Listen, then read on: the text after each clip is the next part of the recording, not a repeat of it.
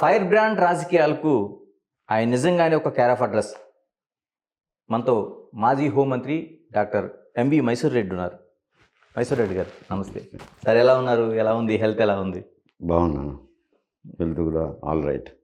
Sir, రెండు రాష్ట్ర రాజకీయాలని ఉమ్మడి రాష్ట్ర రాజకీయాలను చూశారు. ఇప్పుడు రెండు రాష్ట్ర విభజన తర్వాత కూడా రాజకీయాలను మీరు చూస్తున్నారు. ఏమనిపిస్తుంది? ముందుగా ఆంధ్రప్రదేశ్ రాజకీయాల్లో చాలా మార్పులు వచ్చినాయి, అలాగే తెలంగాణలో కూడా. ముందుగా ఆంధ్రప్రదేశ్ రాజకీయాలని ఆ మార్పుకి కారణం ఏంటంటే ఏం చెప్తారు? అంటే ఇప్పుడు విడిపోయిన తర్వాత ముందు చంద్రబాబు నాయుడు గారు వచ్చారు ముఖ్యమంత్రిగా. ఆ తర్వాత జగన్మోహన్ రెడ్డి గారు వచ్చారు. అక్కడ ఆదాయం వనరులు చూసుకున్నప్పుడు ఇక్కడికి అక్కడే ఎక్కువ ఉంటుంది ఆంధ్రప్రదేశ్లో. విడిపోకముందు ఏమనే వాళ్ళంటే ఇది సర్ప్లస్ స్టేటు, అది లోటు బడ్జెట్ ఉంటుంది అని అంటున్నారు. కానీ వాస్తవానికి రెవెన్యూ చూస్తే ఇక్కడ 1,10,000 కోట్లు విడిపోయినప్పుడు అక్కడ 1,20,000 కోట్లు ఆదాయం. కాబట్టి అది లోటు రాష్ట్రం అనేదానికి లేదు, ఇది మిగులు రాష్ట్రం అనేదానికి లేదు. కాకపోతే అక్కడ జనాభా ఎక్కువ, ఇక్కడ జనాభా తక్కువ అక్కడికంటే. అందువల్ల అక్కడ ఆదాయం ఎక్కువ ఉండేది. ఆయన వచ్చినప్పుడు కొంత ఈ అమరావతి అని అమరావతి మీదనే కాన్సన్ట్రేట్ చేసినాడు, మిగతా కార్యక్రమాల మీద ఏమిటి మీద లేదు. అందువల్ల అతనంటే విసిగిపోయినారు.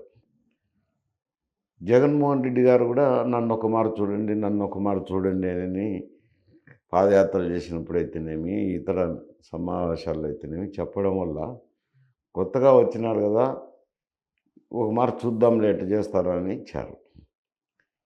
ఇస్తే ఆయన ఏమి 9 నవరత్నాలని 9 పథకాలు పెట్టి అవి మాత్రం బటన్లు నొక్కడం, ఊరు కూర్చోవడము.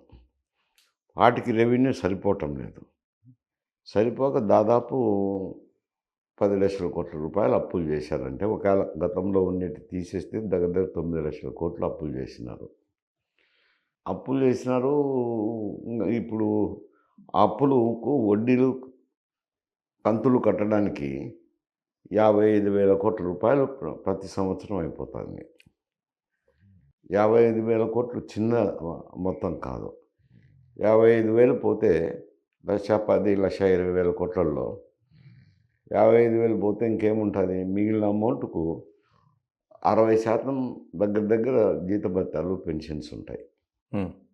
పోతే మిగిలినది ఏమి లేదు, ఆదాయం పెద్దగా ఉండదు. ఇంకా రాష్ట్రంలో అభివృద్ధి కుంటుపడిపోతుంది.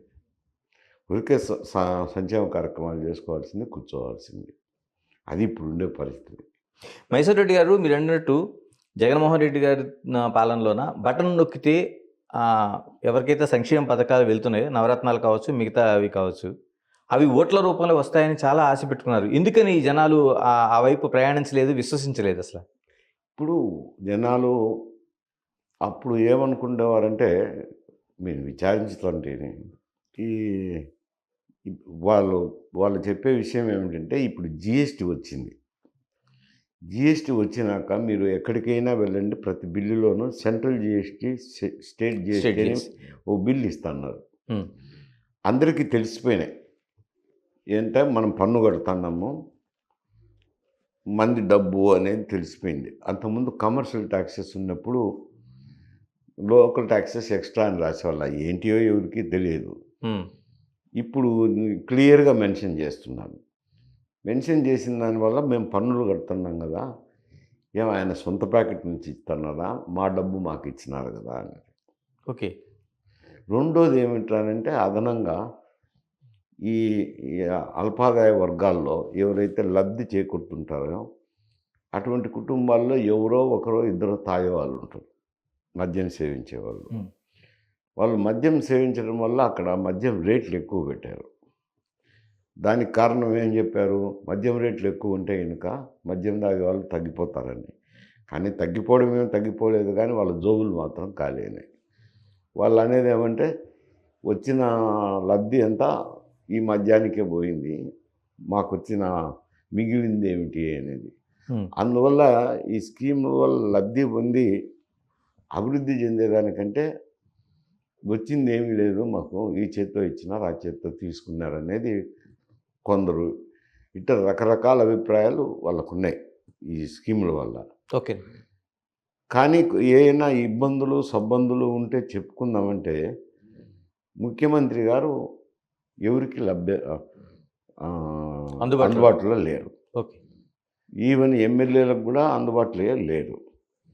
ఆయన ఏదో నొక్కడం నేనంతా సజావుగా ఉందిలే అని అనుకుంటున్నాడు. ఈ అందుబాటులో లేకుండా పోవడం అది ప్రజాబాహుల్యంలోకి కూడా పోయింది. ఈయన ఎవరికి ఇంటర్వ్యూలు ఇవ్వడంట అనేది ఒకటి ప్రజల్లో నాటుకుపోయింది. దానితోడు జిల్లాలకు పర్యటనలకు వెళ్ళినప్పుడు పోలీసులు సెక్యూరిటీ అనే పేరుతో కర్టెన్లు కట్టడము, మనిషిని చూడకుండా తీసిపోవడము, ఇవన్నీ ప్రజలకు ఏమైందంటే ఈయన సామాన్య మానవులకు అందుబాటులో లేకుండా పోయినాడు అనేది అదొక అపవాదు. ఈ కారణాల వల్ల ఆయనకు పథకాలు ఇచ్చినా లబ్ధి చేకూరలేదు. For more videos like this, subscribe Big TV channel.